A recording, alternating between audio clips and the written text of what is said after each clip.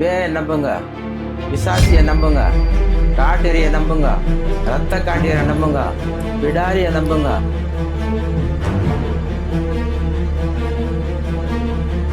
சம்பந்தப்பட்டால் photo உள்ள வைக்கிறாங்க,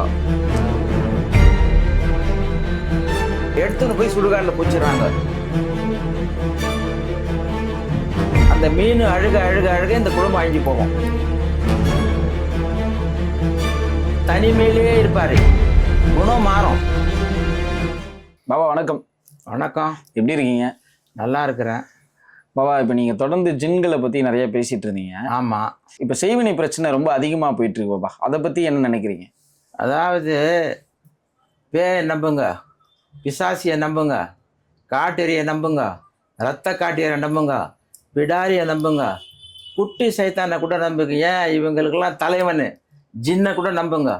காரணம் என்ன நான் நம்ப சொல்கிறது, பேய் பிடிச்சிதுன்னா ஒருத்தனுக்கு அவன் ஸ்டைலு மாறிப்படும், மாட்டிப்பான், அவனை எடுத்துடலாம். பில்லி சூனியம் ஏவல் ஒருத்தனுக்கு வச்சிட்டோன்னா அழிஞ்சு போயிடுவான். குடும்பத்தில் சண்டை ஆகும், கணவன் மனைவி சண்டை, தொழில் பிரச்சனை, நோய் நொடி வரும், பண கட்டுப்பாடு வரும், ஆஸ்பத்திரி செலவு வரும். இதெல்லாம் தொல்லை கொடுக்கும். பில்லி சூன்யம் ஏவல் இந்த விஷயத்தை நம்பாதீங்க. சில பேர் என்ன கேட்குறாங்கன்னா, சைவனை எப்படி வைக்கிறாங்க பாபான்னு. ஒரு மீன் வாங்கிக்கிறாங்க, மீன் வயிற்றை கேட்குறாங்க, கேச்சிட்டு உள்ளே இருக்கிற பொருளெல்லாம் எடுத்துட்டு சம்பந்தப்பட்டால் ஃபோட்டோ உள்ளே வைக்கிறாங்க, வச்சுட்டு தேவையில்லாத பொருளெல்லாம் உள்ளே வைக்கிறாங்க, வச்சுட்டு 6க்கு 6 ஒரு தகடு ரெடி பண்ணுறானுங்க. தகடு ரெடி பண்ணிட்டு எழுதுறானுங்க. என்ன அவங்களுக்கு கெட்டது நடக்கணுமோ அத்தனையும் எழுதுறாங்க. அந்த தகடில் எழுதிட்டு அந்த மீன் வயிற்றுக்குள்ளே வச்சுட்டு மீன் வயிற்று தைச்சிடுறாங்க. தைச்சிட்டு ஒரு வெள்ளை துணி போட்டு சுருட்டுறாங்க. சுருட்டி இங்கே ஒரு கட்டு, நடுவில் ஒரு கட்டு, லாஸ்ட்டில் ஒரு கட்டு மாதிரி எடுத்துன்னு போகிறாங்க. எடுத்துன்னு போய் சுடுகாட்டில் பொச்சிடுறாங்க. பொச்சிட்டா அந்த வீடு தெருவுக்கு வந்துடும். நோய் நொடி, கஷ்டம், கணவன் மனைவி சண்டை, குழந்தைங்க ஸ்கூலுக்கு போகாது, பணம் தட்டுப்பாடு, எல்லாமே கெட்டுப்படும். சரிதான், இது மீன் கதை. மீனுக்கும் செய்வினைக்கும் என்ன சம்மந்தம் இருக்கு? கவுச்சி அந்த மீன் அழுக அழுக அழுக இந்த குடும்பம் அழிஞ்சு போகும். அந்த மீன் அழுக அழுக அழுக இந்த குடும்பம் அழிஞ்சு போகும். இப்போ செய்வினை வைக்கிறாங்க அப்படின்னா எத்தனை நாள் அந்த குடும்பத்துக்கு அந்த பாதிப்பு தெரியுமாப்பா? அது வைக்கிறது பொறுத்துது. கஸ்டமர் எத்தனை மாதம் வைக்க சொல்கிறானோ, எத்தனை வருஷம் வைக்க சொல்கிறானோ, வைக்கிறத பொறுத்துது. அதாவது சுடுகாட்டில் வைக்கும்போது சில விஷயத்த சொல்கிறேன் நான். பத்திக்கிட்ட போனோம், தூக்க மாட்டிக்கின போனோம், ஆக்சிடென்ட் ஆகணும், அவனுக்கு என்ன நடந்ததோ அதே மாதிரி தூக்கின்னு போவோம். இந்த குடும்பத்தை நடு ரோட்டுக்கு வந்துடுவான் இவன்.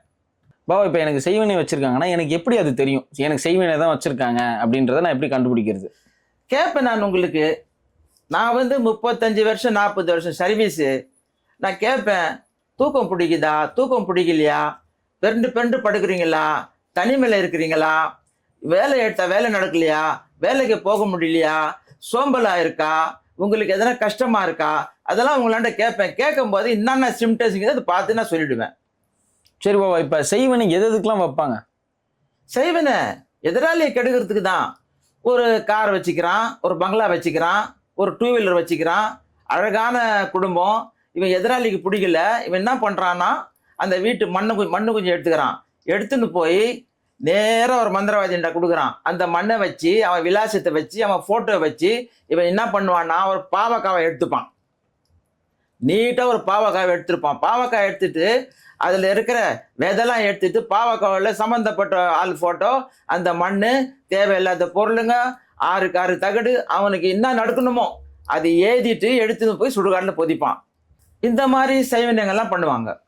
பாபா, இப்போ எனக்கு செய்வினை வச்சுருக்காங்க பாபா. இப்போ நான் உங்கள்கிட்ட வந்துட்டு நீங்கள் கண்டுபிடிச்சிட்டீங்க எனக்கு செய்வினை தான் வச்சுருக்காங்க அப்படின்னா, இப்போ எனக்கு செய்வினை வச்சவங்களுக்கு இதை திருப்பி விட முடியுமா? திருப்பி விடுறதுக்கு சரியா இருக்காதுப்பா. அது எடுத்துடலாம், காப்பாற்றிக்கலாம், திருப்பி விடக்கூடாது. அவங்களுக்கு போய் நம்ம தண்டனை கொடுத்த மாதிரி ஆகிடும். அதெல்லாம் தேவையில்லை நம்மளுக்கு. நம்ம வந்த கஸ்டமரை காப்பாற்றுவோம். அதான் இப்போ நீங்கள் என்ன சொல்கிறீங்கன்னா, நான் செய்வினை வைக்க மாட்டேன், செய்வினை எடுப்பேன். இப்போ என்ன மாதிரி 100 பேர் இருக்கிறாங்க. ஒரு உதாரணத்துக்கு சொல்கிறேன், ஒரு 100 மந்திரவாதி இருக்கிறான். என்ன மாதிரி 80 பேர் கெட்டது பண்ணுவான், 20 பேர் தான் நல்லது பண்ணுறான். அந்த 20 பேர்ல நான் ஒருத்தன். அங்கங்க இருப்பாங்க. நல்லது பண்றதுக்கு ரொம்ப கம்மி. வைக்கிறவங்க ஜாஸ்தி, எடுக்கிறவங்க கம்மி. நான் எடுக்கிற வேலை செய்வேன், யாரையும் கெடுக்க போறது இல்ல.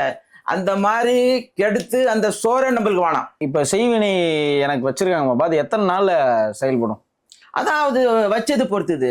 இப்போ ஒரு மாசம் ஆகுது, 2 மாசம் ஆகுது, 3 மாசம் ஆகுது, 6 மாசம் ஆகுது. இது உடனே ஒரு ஒரு 11 நாள், 21 நாள், 41 நாள் எடுத்துடலாம். 5 வருஷம் ஆகுது, 10 வருஷம் ஆகுது, ஒரு 3 மாசம். ஆனா கரெக்டா எடுத்து கொடுத்துருவேன். இது வந்து நான் உங்களுக்கு எப்ப வச்சாங்களோ அந்த சேவனை, எதுல வச்சாங்களோ, மண்ணில் வச்சாங்களோ, இல்ல போட்டோல வச்சாங்களோ, மீன்ல வச்சாங்களோ, பாவக்கால வச்சாங்களோ, செருப்புல வச்சாங்களோ, அதை பார்த்து உங்களுக்கு சீர் பண்ணி கொடுத்துருவேன் நான். பாப்பா, இப்ப செய்வினை வச்சிருக்காங்கன்னா அவங்களுக்கு உடல் ரீதியான என்னென்ன பிரச்சனைகள் வரும் பாப்பா? 2 வீலர் எடுத்துன்னு போனா சின்ன பள்ளத்துல வண்டி வீயும், ஆக்சிடென்ட் ஆயிடும், காலில் அடிப்படும், கையில் அடிப்படும், மண்டல அடிப்படும். ட்ரீட்மெண்ட் எடுப்பார். இப்போ ட்ரீட்மெண்ட் எடுத்தா உடல் ரீதியான பிரச்சனை இருந்தால் அது நல்லாயிடும். இது சைவன பிரச்சனை, நல்லா ஆகாது. அந்த பொண்ணு ஆறாது. சரிதான். இந்த கதை, அதாவது உங்கன்னா ஏந்துக்க மாட்டாரு, தனிமையிலே இருப்பாரு. குணம் மாறும், இவருக்கு குணம் மாறும். பாப்பா, இப்ப செய்வினை வச்சிருக்கவங்களுக்கு என்ன மாதிரியான பிரச்சனைகள்லாம் வரும் பாப்பா? செய்வனை வச்சா உடல் நோய், வேலைக்கு போக முடியாது, எப்போ பார்த்தாலும் தூங்கி இருக்கணும், பணம் கட்டுப்பாடாயிடும், வீட்டில் சண்டை, போய் சம்பாரிச்சாதானே வீட்டுக்கு எடுத்தாந்து கொடுக்கணும், கணவன் மனைவிக்குள்ள பிரச்சனை வந்துடும், பசங்க ஸ்கூலுக்கு போக மாட்டாங்க. இப்போ வந்து ஒரு வண்டிக்குது, பணம் இல்லை, வண்டி விற்கிற நிலைமைக்கு வந்துடுவோம். ஒரு வீடு இருக்கு, வீடு விற்கிற நிலைமைக்கு வந்துடுவோம். இவங்க நடுவு தெருவுக்கு வந்துடுவாங்க செய்வனை வச்சா. இப்ப செய்வினை வைக்கிறதுனால இதெல்லாம் நடக்குதுன்னு சொல்றீங்களா பாப்பா நீங்க? கரெக்டு. பச்சத்தொட்டு தான் நடக்குது. நல்லா தானே இருந்தாங்க இவங்க. இப்போ செய்வினை வைக்கிறதுக்கான காரணம் என்னவெல்லாம் இருக்கும்? எதிராளி கெட்டு போனோம், நாங்க நல்லா இல்லையே, இவன் மட்டும் நல்லா இருக்கிறானே. கார் இருக்குது, வீடு இருக்கு, 2 வீலர் இருக்குது, வசதி இருக்குது, பணம் பொருளுது, என்ன சொன்னாலும் நடக்குது. எங்களுக்கு அந்த மாதிரி இல்லையே. ஆகையினால அவன் கெட்டு போனோம், அவன் நடு ரோடுக்கு வரணும், அவன் தொழில் முடுங்கணும், அவன் உடல் ரீதியாக பார்த்துக்கணும், அவன் கை கால் வீணும், அவன் வந்து பைத்தியம் மாதிரி சுற்றணும், குடும்பம் பிரிஞ்சிடணும், அந்த அந்த அவங்க அம்மா வீட்டுக்கு போயிடணும், இவன் இந்த வீட்டில் இருக்கணும், குழந்தை படிப்பு கெடுக்கணும். இதெல்லாம் பார்த்து எதிராளி சந்தோஷப்படுவான். இதுக்கு தான் செய்வினை வைக்கிறது. இப்போ செய்வினை பிரச்சனை இருக்கு, நான் வந்திருக்கேன் பாப்பா, எனக்கு எத்தனை நாள்ல தீர்வு கிடைக்கும் உங்களுக்கு? ஒரு மாசம், 2 மாசம், 3 மாசம்னா 11 நாள்ல முடிச்சு கொடுத்துறேன். 1 மாசம், 2 மாசம், 3 மாசம்னா 11 நாள்ல முடிச்சு கொடுத்துறேன். ஒரு 5 வருஷமா வச்சுக்கிறாங்க, 10 வருஷமா வச்சுக்கிறாங்க. அந்த வீட்டில் சில பொருள் இருக்குது, ஒரு ஆடு இருக்குது, ஒரு மாடு இருக்குது, அதெல்லாம் விற்கிறாங்க, வீடு விற்கிற நிலைமைக்கு வந்துட்டாங்க. இதெல்லாம் வந்து முத்தி போச்சு. 41 நாள்ல முடிச்சு கொடுக்குறேன். 41 நாள் கண்டிப்பா முடிச்சு தரேன். பாப்பா, இப்போ உங்களை எப்படி தொடர்பு கொள்றது? நீங்க எங்க இருக்கீங்க பாப்பா? நான் தான் சொன்னேனே, அந்த விலாசம் அதில் போடுறேன். நாங்க 2 இடத்துல போடுறோம். ஒன்று சென்னை பழவண்ணார்பேட்டை, ஒன்று பொன்னேரி ஆண்டார்குப்பம் முஸ்லீம் நகர். 2 இடத்துல போடுறோம். நாங்கள் 2 இடத்துல பார்க்குறோம். வணக்கம்.